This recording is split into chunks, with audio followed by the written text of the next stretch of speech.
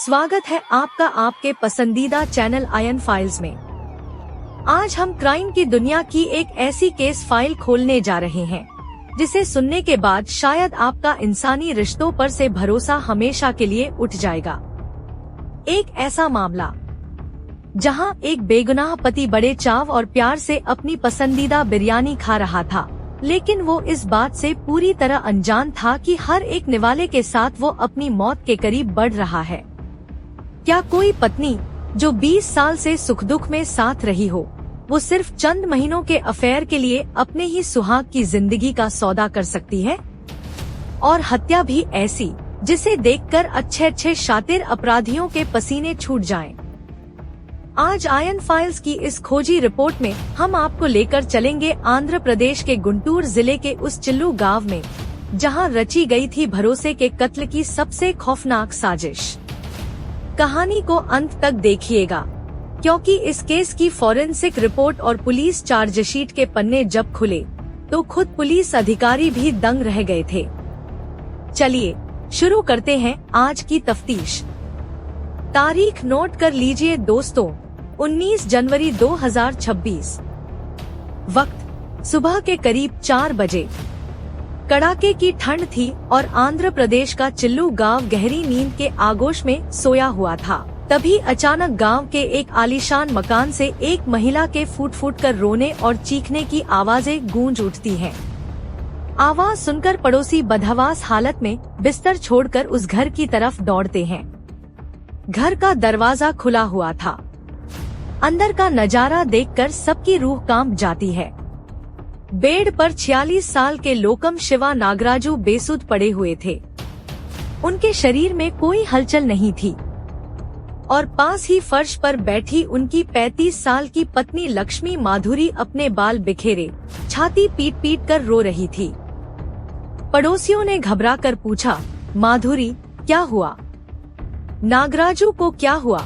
माधुरी ने हिचकियां लेते हुए जवाब दिया, इन्हें रात को अचानक सीने में तेज दर्द हुआ था। मुझे लगा मामूली बात है, लेकिन सुबह देखा तो ये सांस नहीं ले रहे। इन्हें अचानक दिल का दौरा पड़ा है। ये मुझे छोड़कर चले गए। दोस्तों, शिवा नागराजू कोई आम इंसान नहीं थे। वो इलाके के एक बहुत बड़े और रसूखदार प्याज के व्यापारी थे। उनके पिता एक लोकल पॉलिटिशियन, स्थानीय राजनेता थे, जिसकी वजह से पूरे गुंटूर जिले में इस परिवार की एक अलग इज्जत थी। शिवा स्वभाव से बेहद मिलनसार, हंसमुख और स्वस्थ इंसान थे। उन्हें कोई बीमारी नहीं थी, इसलिए 46 साल की उम्र में अचानक हार्ट अटैक की बात किसी के गले नहीं उतर रही थी। लेकिन मौत के सामने सब लाचार थे। कुछ ही घंटों में शिवा नागराजू के बूढ़े माता पिता भी रोते बिलखते वहां पहुंच गए। पूरे गांव में मातम पसर गया और हिंदू रीति रिवाज के मुताबिक अंतिम संस्कार की तैयारियां शुरू कर दी गयीं। सुबह के करीब 9 बज चुके थे। घर के बाहर अर्थी सज चुकी थी। कुछ बुजुर्ग और करीबी रिश्तेदार शिवा नागराजू के शव को अंतिम स्नान कराने और कफन पहनाने के लिए कमरे के अंदर जाते हैं। लेकिन जैसे ही वो शव के करीब पहुंचते हैं, वहां मौजूद एक चचेरे भाई की नजर शिवा के दाहिने कान के पास पड़ती है। वहां खून की एक सूखी हुई लकीर थी। कान से खून? हार्ट अटैक में कान से खून कैसे आ सकता है? बात यहीं खत्म नहीं हुई। जब शव के कपड़े बदले जा रहे थे तो लोगों ने देखा कि शिवा के सीने और गर्दन पर कुछ अजीब से नीले और लाल निशान थे। ये निशान ऐसे थे जैसे मरने से पहले शिवा ने किसी के साथ जान बचाने के लिए कड़ा संघर्ष किया हो। अब कमरे में मौजूद लोगों के कान खड़े हो गए। बाहर लक्ष्मी माधुरी लगातार रोने का नाटक कर रही थी और बार बार कह रही थी, जल्दी करो, धूप तेज हो रही है, श्मशान घाट ले चलो। माधुरी की ये जल्दबाजी ही उसकी सबसे बड़ी गलती बन गई।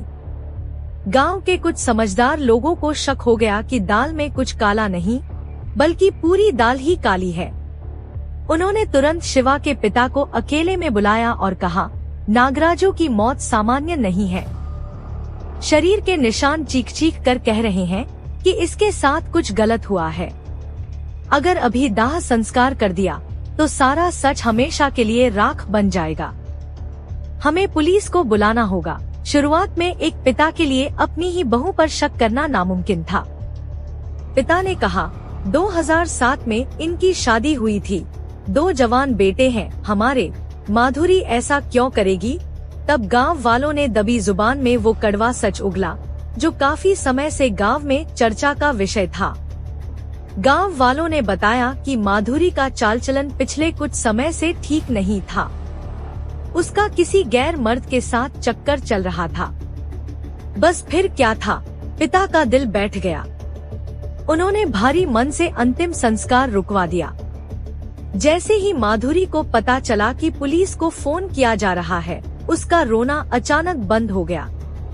उसके चेहरे पर दुख की जगह खौफ और बेचैनी साफ देखी जा सकती थी। सूचना मिलते ही दुग्गीराला पुलिस स्टेशन के sub inspector S Venkat Ravi अपनी पूरी टीम और फॉरेंसिक एक्सपर्ट्स के साथ चिल्लू गांव पहुंचते हैं। पुलिस सबसे पहले शव को अपने कब्जे में लेती है और अंतिम संस्कार पर पूरी तरह रोक लगा देती है। शव को पोस्टमार्टम के लिए गुंटूर के सरकारी अस्पताल भेजा जाता है। अब शुरू होती है आयन फाइल्स की वो असल इन्वेस्टिगेशन, जो पुलिस ने पर्दे के पीछे की। सब इंस्पेक्टर वेंकट रवि एक अनुभवी अफसर थे। उन्होंने सबसे पहले लक्ष्मी माधुरी को पूछताछ के लिए हिरासत में लिया। जब पुलिस ने माधुरी से पूछा, तुम्हें कैसे पता चला कि ये हार्ट अटैक ही था? क्या नागराजू को पहले से दिल की बीमारी थी? तो माधुरी के पास कोई जवाब नहीं था। वो कभी कहती कि उन्होंने रात को इनो पिया था, तो कभी कहती कि उन्हें गैस की प्रॉब्लम थी। बयानों में ये विरोधाभास पुलिस के शक को यकीन में बदलने के लिए काफी था। लेकिन पुलिस सिर्फ बयानों पर काम नहीं करती, उसे पुख्ता सबूत चाहिए थे।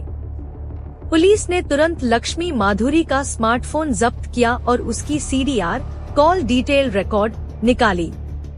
और दोस्तों, जैसे ही CDR की रिपोर्ट पुलिस के हाथ आई, इस केस का सबसे बड़ा सस्पेंस खुल गया। पुलिस ने देखा कि पिछले 6 महीनों में माधुरी एक अनजान नंबर पर रोजाना 4 से 5 घंटे बात करती थी। दिन तो छोड़िए, रात के 2 से 2 बजे तक लंबी बातें होती थी। और सबसे चौंकाने वाली बात, 18 और 19 जनवरी की उस दरमियानी रात को जब शिवा नागराजू की मौत हुई, उस रात भी उस नंबर से माधुरी को कई कॉल आए थे और यहाँ से भी कॉल किए गए थे। जब पुलिस ने उस नंबर की टावर लोकेशन निकाली, तो वो चिल्लू गांव में शिवा नागराजू के घर के बिल्कुल पास आ रही थी। यानी वो शख्स उस खौफनाक रात को उसी घर में या घर के आसपास मौजूद था। पुलिस ने जब उस नंबर के मालिक का नाम निकाला, तो सामने आया कोडवेती गोपी, उम्र 30 साल, रहने वाला गारला पाड़ू गांव। पुलिस ने बिना 1 मिनट गवाए गोपी को उसके घर से दबोच लिया। अब गोपी और माधुरी दोनों पुलिस के रिमांड पर थे। जब पुलिस ने 3rd डिग्री का थोड़ा सा डर दिखाया, तो माधुरी ताश के पत्तों की तरह ढह गई। उसने रोते हुए जो गुनाह कबूल किया, उसने समाज के मुंह पर एक करारा तमाचा जड़ दिया। माधुरी ने बताया कि साल 2007 में उसकी शादी शिवा नागराजू से धूमधाम से हुई थी। सब कुछ ठीक था, 2 बच्चे भी हुए। लेकिन शिवा अपने प्याज के कारोबार में बहुत बिजी रहते थे। माधुरी घर में अकेले बोर होती थी, इसलिए उसने नौकरी करने की जिद की। शिवा ने पहले मना किया, लेकिन फिर भारी मन से मान गए। माधुरी को पास के ही एक सिनेमा हॉल में टिकट काउंटर पर नौकरी मिल गई। और यहीं साल 2024 के अंत में उसकी जिंदगी में एंट्री होती है 30 साल के कोडवेती गोपी की। गोपी एक ट्रांसपोर्ट कंपनी चलाता था और अक्सर उस सिनेमा हॉल में फिल्में देखने आता था। टिकट लेते लेते दोनों में आंखें 4 हुईं।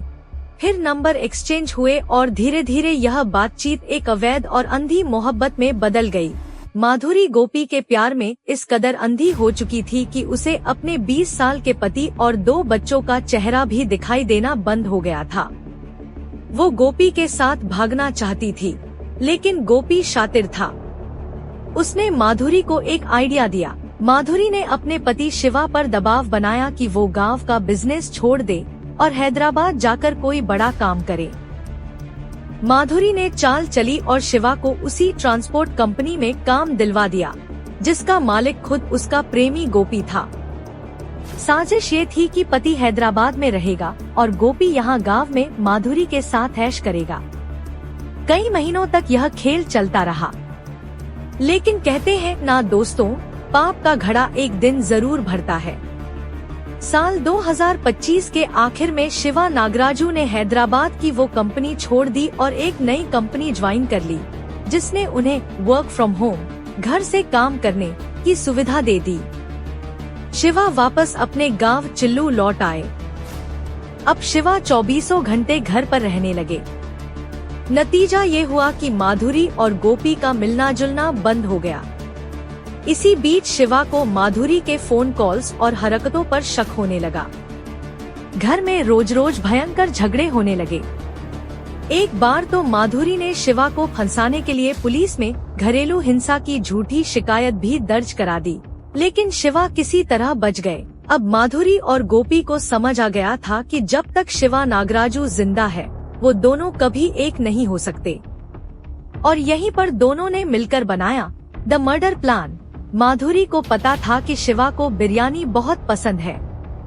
प्लान के मुताबिक 18 जनवरी 2026 की शाम को माधुरी का व्यवहार अचानक बदल गया। वो जो पत्नी रोज लड़ती थी वो सती सावित्री बन गई। उसने अपने दोनों बच्चों को बहला फुसलाकर उनके दादा दादी के घर भेज दिया ताकि रात को घर में कोई गवाह ना रहे। रात के करीब 9 बजे माधुरी ने अपने हाथों से गर्मागर्म चिकन बिरयानी बनाई, लेकिन उस बिरयानी में प्यार नहीं बल्कि मौत घुली हुई थी। गोपी ने एक झोला छाप डॉक्टर सुरेश से नींद की भारी डोज वाली 20 गोलियां लाकर माधुरी को दी थी। माधुरी ने उन सभी 20 गोलियों को पीसकर बिरयानी के मसाले में मिला दिया। शिवा नागराजू अपनी पत्नी के इस बदले हुए रूप से बेहद खुश थे। उन्होंने बड़े प्यार से वो बिरयानी खाई और खाने के महज 20 मिनट के अंदर ही वो गहरी अचेत नींद में चले गए। रात के ठीक 11:30 बजे जब शिवा पूरी तरह बेहोश हो चुके थे, माधुरी ने गोपी को सिग्नल दिया। गोपी दबे पांव घर के अंदर दाखिल हुआ। दोनों ने पहले शिवा को हिलाकर देखा, वो गहरी बेहोशी में थे। शुरुआत में दोनों को लगा कि 20 गोलियों के असर से शिवा की मौत खुद ब खुद हो जाएगी, लेकिन 12 बजे तक भी जब शिवा की सांसें चलती रहीं, तो इन दोनों दरिंदों ने सब्र खो दिया। गोपी अचानक शिवा नागराजू के सीने पर चढ़कर बैठ गया और भारी दबाव बनाने लगा। उसी वक्त लक्ष्मी माधुरी ने एक तकिया उठाया और अपने ही पति के मुंह और नाक को पूरी ताकत से भींच दिया। बेहोशी की हालत में भी दम घुटने के कारण शिवा का शरीर तड़पने लगा। उन्होंने बचने की कोशिश की, हाथ पैर मारे, जिसके कारण उनके कान के पास चोट लगी और खून बहने लगा। सीने की हड्डियां चटक गईं, लेकिन चंद मिनटों के इस खौफनाक मंजर के बाद शिवा का शरीर हमेशा के लिए शांत हो गया। भरोसे का अंत हो चुका था। इसके बाद गोपी ने माधुरी को समझाया कि सुबह क्या नाटक करना है और वो वहाँ से भाग निकला। लेकिन दोस्तों, अब जो बात मैं आपको बताने जा रहा हूँ वो इस केस का सबसे घिनौना और डरावना सच है। पुलिस की चार्जशीट और फॉरेंसिक जांच में यह बात सामने आई कि पति की हत्या करने के बाद लक्ष्मी माधुरी के चेहरे पर शिकन तक नहीं थी। रात के करीब 1 बजे से लेकर सुबह के 3:30 बजे तक वो अपने पति की लाश के ठीक बगल में बिस्तर पर बैठी रही और अपने मोबाइल पर अश्लील पोर्नोग्राफिक वीडियो देखती रही। कोई इंसान इस कदर संवेदनहीन और राक्षस कैसे हो सकता है, यह सोचकर ही रूह कांप जाती है। इसके बाद सुबह 4 बजे उसने रोने का नाटक शुरू किया, लेकिन कानून के लंबे हाथों से वो बच नहीं सकी। बाद में जब पोस्टमार्टम की फाइनल रिपोर्ट आई तो उसमें साफ हो गया कि शिवा नागराजू की मौत हार्ट अटैक से नहीं बल्कि एस्फिक्सिया, दम घुटने के कारण हुई थी। उनके सीने और पसलियों की हड्डियां टूटी हुई पाई गईं, जो इस बात का सबूत थी कि उनके सीने पर भारी वजन डाला गया था। दुग्गिराला पुलिस ने बिना वक्त गवाए लक्ष्मी माधुरी, उसके प्रेमी कोडवेती गोपी और उन्हें अवैध रूप से दवाइयां सप्लाई करने वाले झोलाछाप डॉक्टर सुरेश, तीनों को गिरफ्तार कर सलाखों के पीछे भेज दिया है। आज ये सभी आरोपी जेल की हवा खा रहे हैं और हमें पूरा भरोसा है कि हमारी अदालतें इस बेगुनाह पति की आत्मा की शांति के लिए इन दरिंदों को फांसी के फंदे तक जरूर पहुंचाएंगी। दोस्तों, इस खौफनाक वारदात ने न सिर्फ एक हंसते खेलते परिवार को तबाह कर दिया, बल्कि समाज में शादी जैसे पवित्र रिश्ते पर भी एक गहरा दाग लगा दिया। आयन फाइल्स का मकसद आपको डराना नहीं, बल्कि आपके आसपास छिपे ऐसे ही खतरों से सावधान और सजग करना है। आपको क्या लगता है, लक्ष्मी माधुरी और उसके प्रेमी गोपी को कानूनन क्या सजा मिलनी चाहिए? अपनी राय नीचे कमेंट बॉक्स में जरूर लिखिएगा। अगर आपको हमारी यह विस्तृत खोजी रिपोर्ट पसंद आई हो, तो वीडियो को एक लाइक जरूर दें, अपने दोस्तों के साथ शेयर करें और क्राइम की ऐसी ही और इन डेप्थ केस फाइल्स के लिए हमारे चैनल आयन फाइल्स को सब्सक्राइब करके बेल आइकन दबाना बिल्कुल ना भूलें। सुरक्षित रहिए, सावधान रहिए।